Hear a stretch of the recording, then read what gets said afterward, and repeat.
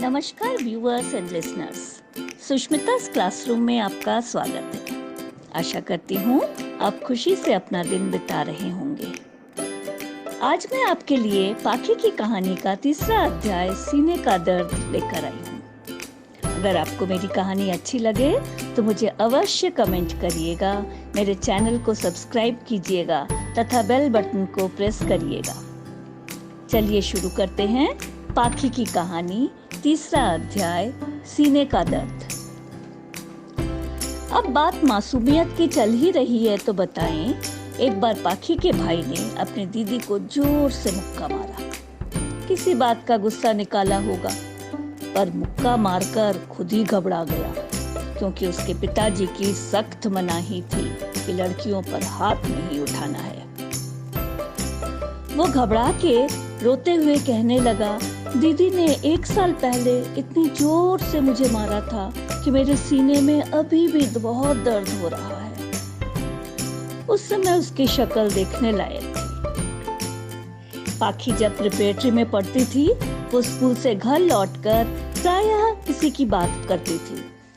पूछने पर पता चला उसका नाम है हीरू। माता पिता सोचते थे हीरू कोई लड़का होगा, नाम से तो ऐसा ही लगता था। एक दिन तो हद ही हो गई। उसने घर आकर कहा हीरू ने उसे अंगूठी दी है। माँ और पिताजी परेशान हो गए जब उन्हें पता चला कि अंगूठी तो सोने की थी। फिर उसके क्लास का ग्रुप फोटो निकालकर उसे दिखाकर पूछा गया। पूछने पर पता चला कि हीरू एक लड़की थी जिसका नाम था हरदेवी। उधर हरदेवी के माता पिता भी परेशान थे, क्योंकि वो सोने की अंगूठी जो खो आई थी। अगले दिन दोनों के ही माता पिता स्कूल में आमने सामने मिले।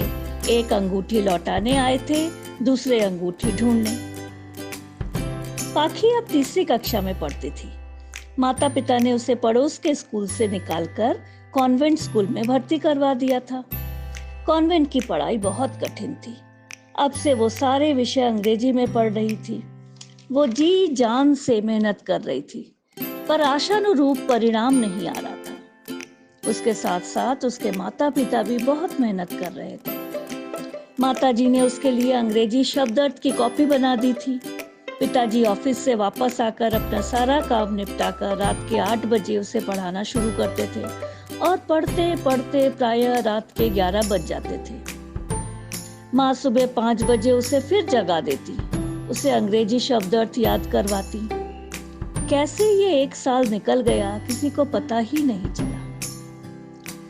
तब वार्षिक परीक्षा मई में होती थी, फिर गर्मियों की छुट्टियां शुरू हो जाती थी। उस वर्ष परीक्षा के बाद पाखी अपने परिवार के साथ अपने होम टाउन चली गई। उसके पिताजी ने अपने मित्र से अनुरोध किया कि वो पाखी का रिजल्ट लेकर रख ले। होम टाउन में 1.5 महीना अपने सगे संबंधियों के बीच खुशी खुशी बीत गया। अब छुट्टियां समाप्त होने वाली थीं, वे अपने घर वापस आ गए। शाम को पिताजी अपने मित्र के घर से पाखी का रिजल्ट लेने गए। किसी को नहीं पता उस समय पाखी की क्या मनोदशा थी। वो घबराहट के मारे ऊपर वाली ताई जी के घर चली गई, पर कान तो उसके नीचे ही पड़े रहे। जैसे ही पिताजी के आने की आहट हुई, उसके तो पसीने छूटने लगे, चक्कर आने लगे, सीने में दर्द होने लगा। तभी तो कहते हैं प्रेशर तब भी था, प्रेशर अब भी है। पिताजी ने उसको आवाज लगाई। वो सहमी हुई नीचे आई और तब उसके आनंद का ठिकाना नहीं रहा जब उसे पता चला कि वो अच्छे नंबरों से पास होकर चौथी में चली गई है। उसने उन दृष्टिहीन गुरुजी को मन ही मन धन्यवाद दिया, जिन्होंने उसका हाथ छूकर बहुत कुछ बताया था। साथ में उन्होंने ये भी कहा था कि वो बहुत अच्छे नंबरों से पास हो जाएगी। इनसे वो अपने होम टाउन में अपने मौसी जी के घर मिली थी, जो दृष्टिहीन होते हुए भी बहुत बड़े संगीतज्ञ थे तथा भविष्य वक्ता थे। ऐसे लोग तो विरल ही होते हैं। इसी प्रकार पढ़ती, खेलती, नाचती, गाती, उछलती, कूदती पाखी बड़ी होने लगी। धन्यवाद। आपका दिन मंगलमय हो।